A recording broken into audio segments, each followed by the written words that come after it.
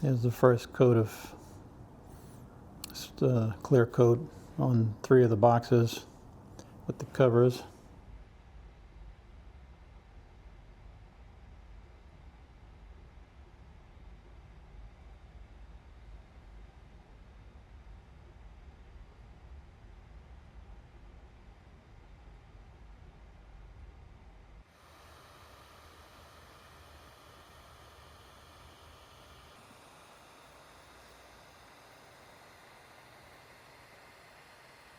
This is one of the lens pieces right off the printer.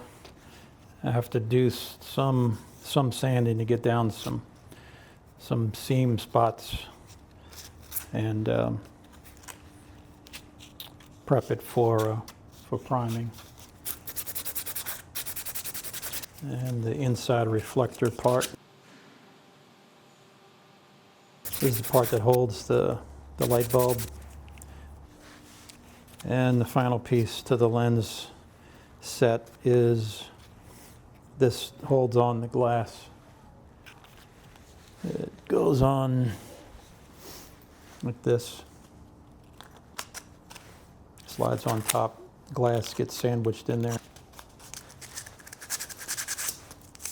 So I'm getting ready to prime the last few lens adapters for my 1910 reproduction flashlight. And where I usually used this primer filler, which works great but is expensive, and I do use that for the second coat. But the first coat, using a mixture of the Bondo spot putty and a little bit of acetone, mix it up till it's like a thick paint, and then I use a brush and paint that over here. That does a great job of filling in all the layer lines and is pretty easy to sand off. So that's what I'm going to do now, just start mixing this. And you do want to wear gloves for this stuff. It's pretty nasty.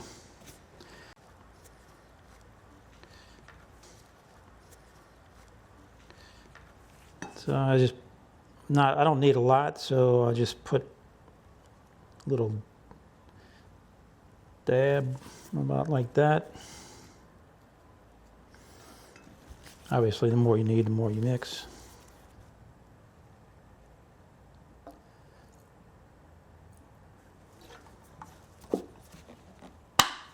And then I just mix this up to thick paint. Little goes a long way. And just start painting it on. And the acetone makes it dry really fast. And you can put another coat on if needed. This is the lens assemblies, various states of prime needing to be sanded. Here I do the wet sanding of the primed lens pieces, 400 grit sandpaper, and just dunk it in the water and start sanding away till it's smooth. All right, this is the sanded glazing putty mixture that I did yesterday. I'm going to put the second coat, but this is going to be the primer filler here. And so we'll put that second coat and then sand that.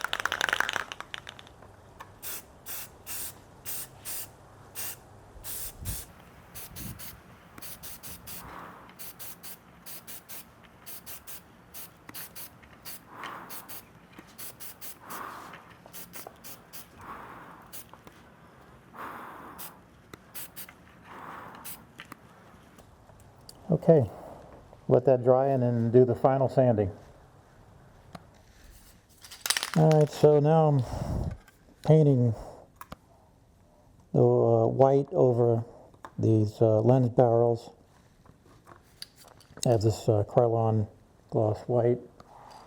Reason I paint this white is the next step after this is to put the graphite powder that makes it look like it's metallic, a metallic finish. So the white will go on, but it doesn't need to go a full coat or a thick coat. It's strictly there to give some background to the graphite. So here we go.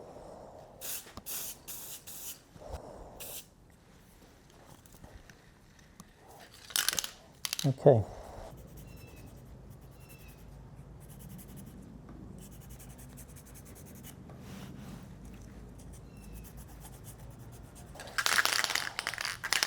And here's the smaller pieces.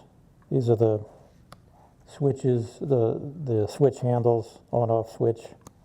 These are for the handle offsets to give it a little bit more height. Once these are all finished, obviously we'll show you what they're all for. But same deal, just paint light coat of white over everything, just to give some dimension to the graphite powder.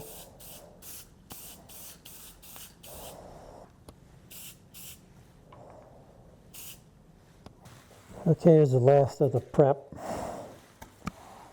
Take the painted white pieces and dip them into this graphite powder, which you want to make sure you have respiration on, or respirator, gloves, old clothes like I'm wearing here, because this stuff will get everywhere and doesn't come off. So just usually I can either dunk this thing in there or just rub it.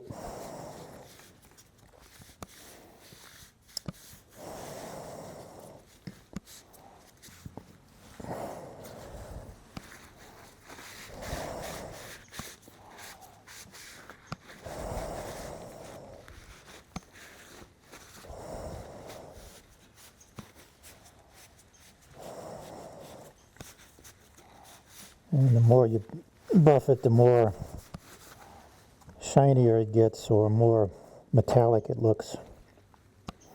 Like this. You can see the difference between the white. I'll put a little bit more on there.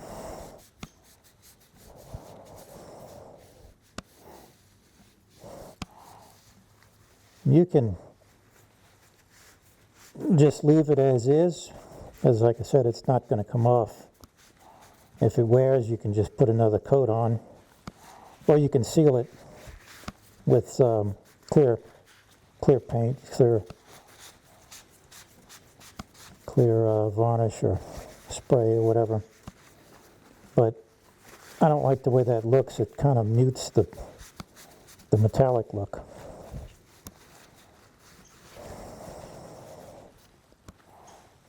So, there we go.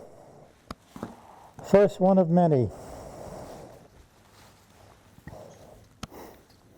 I'm going to see if I can get this just down in there and rub it around.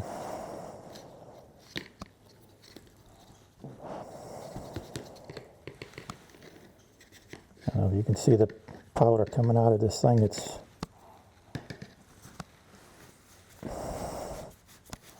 definitely not good to breathe. You don't want to do that.